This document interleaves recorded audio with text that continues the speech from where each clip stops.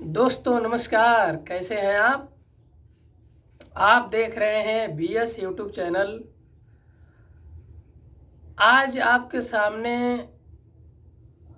एक ऐसा टॉपिक लेके आया हूं जो कि समाज के लिए बहुत महत्वपूर्ण है। शिक्षा और पाखंड।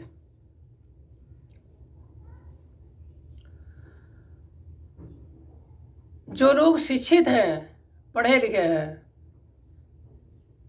उनकी क्या स्थिति है, और जो अशिक्षित हैं, बिना पढ़े लिखे हैं, उनकी स्थिति क्या है।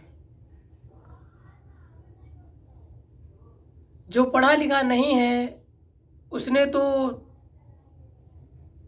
कुछ नहीं समझा, और जो पुरानी प्रथाएं हैं, जो पुराने रीति रिवाज हैं, उनको लेकर वो चल रहे हैं। ये अच्छी बात है। परंपराओं को ढोना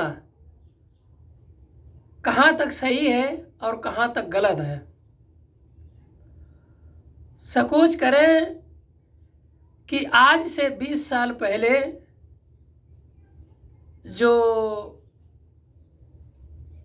कृषि लोग थे, किसान लोग थे, वो बैलों से खेती की जुताई किया करते थे। और आज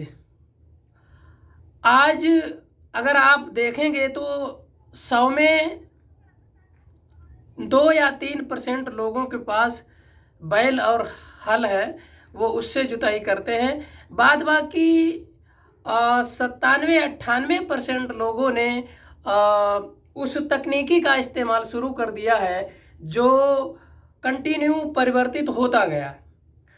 अब जब बैल और हल से निकलकर जब हम मशीनरी युग में प्रवेश कर गए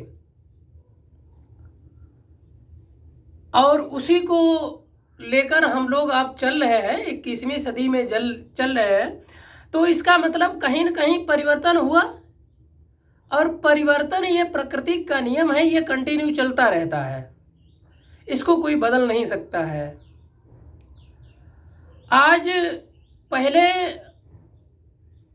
पैदावार की दर कम थी और आज पैदावार की दर ज़्यादा है। यह एक तकनीकी और डेवलप का ज़माना है, उसकी वजह से ये ज़्यादा ग्रोथ हो पाया है। तो क्यों, अगर हम पुरानी प्रथाओं को ढोने की बात कर रहे थे, अगर ये परिवर्तन हुआ है तो आप भी परिवर्तित हुए क्यों नहीं। आज से 20 साल पीछे चले जाते हैं। अब जा सकते हैं ना, जैसे आपने कहा कि मैं पुरानी परंपराओं को ढो रहा हूं जो हमारे पुरखे कर रहे थे। अरे पुरखे तो हमारे पढ़े लिखे नहीं थे, अनपढ़ थे, उनको जैसे बताया जाता था वैसे वो चलते थे। लेकिन आज तो परिवर्तन हुआ ना, तो परिवर्तित आपको भी होना पड़ेगा। अगर आप नहीं होगे तो आज से 20 साल पीछे आप चले जाएंगे। तो परिवर्तन प्रकृति का नियम है, इसको स्वीकार करना चाहिए और सबको स्वीकारना चाहिए। अब हम बात करते हैं पढ़े लिखे वर्ग की। पढ़ा लिखा वर्ग, मैं समझता हूँ इस देश में उसकी 5% ऐसी दर है जो वो पढ़े लिखे हैं, शिक्षित हैं और जागरूक भी हैं।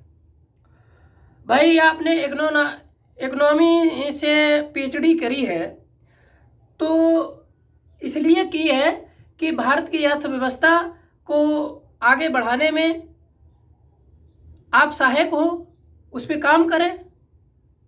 लेकिन वो काम नहीं करने के बाद आप उस काम पर, उस विषय पर काम कर रहे हैं जो कि हमारे देश के लिए हानिकारक है। जैसे आप जब PhD कर रहे हैं या और किसी सेक्टर में, सिविल इंजीनियरिंग में है, और उसको डेवलप करते करते आप एक ऐसी दिशा में चले जाते हैं जो कि आज से तकरीबन 20 साल 50 साल की परंपराएं हैं, उसको अगर आप लेकर चलने की बात करते हैं तो मैं समझता हूँ ये डेवलप नहीं है और उनकी मानसिक स्थिति जो है वो ठीक नहीं है। इसलिए नहीं क्योंकि आज का जो दौर है ना वो विज्ञानवाद का दौर है, साइंस का दौर है, टेक्नोलॉजी का दौर है। जैसे भारत और जापान, भारत एक समय बहुत विकसित देश हुआ करता था और दुनिया के सभी देश भारत से पीछे थे। लेकिन आज अगर हम दुनिया के देशों में कंपैरिजन करें तो उसमें भारत मुझे लगता है बहुत पीछे दिखाई देता है। जैसे जापान छोटा सा देश है, उसने इतने सालों में इतना ग्रोथ किया है टेक्नोलॉजी के मामले में, वो अपने टेक्नोलॉजी अपनी योग्यता पूरी दुनिया को बेच रहे हैं। और भारत हमारे जो लोग हैं वो कहाँ पर अटके हुए हैं, वो तो साइंस और विज्ञान की बातें ही नहीं कर पा रहे हैं। मैं सबकी बात नहीं कर रहा हूँ, मैं कुछ लोगों की बात कर रहा हूँ। तो भारत ने बुलेट ट्रेन का समझौता किया था जापान के साथ में। अब जापान से टेक्नोलॉजी उन्होंने देने के लिए स्वीकार किया था, पर वो भारत ने किस लिए नहीं ले पाया मुझे नहीं पता है, वो तो ऊंचे प्राइम मिनिस्टर का काम है। लेकिन हाँ, किस लिए नहीं आ पाई वो तो तमाम हमारे देश के लोग जान गए हैं। जब आपके पास समय इतना ज़्यादा है, क्योंकि उस गति से आप कर नहीं सकते हो, तो उस टेक्नोलॉजी का इस्तेमाल करना भी आपके लिए हानिकारक होगा।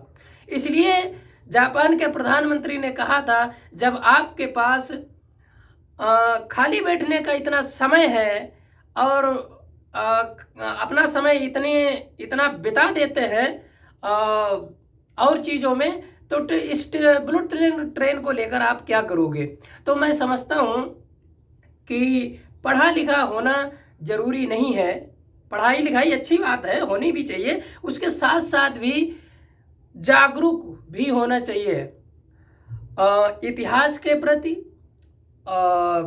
विज्ञान के प्रति, समाज के प्रति। समाज में जो कुरीतियां हैं, अंधविश्वास है, पाखंड है, उससे मुक्त होना चाहिए, ऐसा मेरा मानना है। मैं समझता हूँ आप लोगों को मेरी बात पसंद आई होगी। अगर पसंद आई हो तो वीडियो को लाइक करें, शेयर करें, कमेंट करें। हाँ, इस चैनल को सब्सक्राइब जरूर करें। बहुत बहुत धन्यवाद।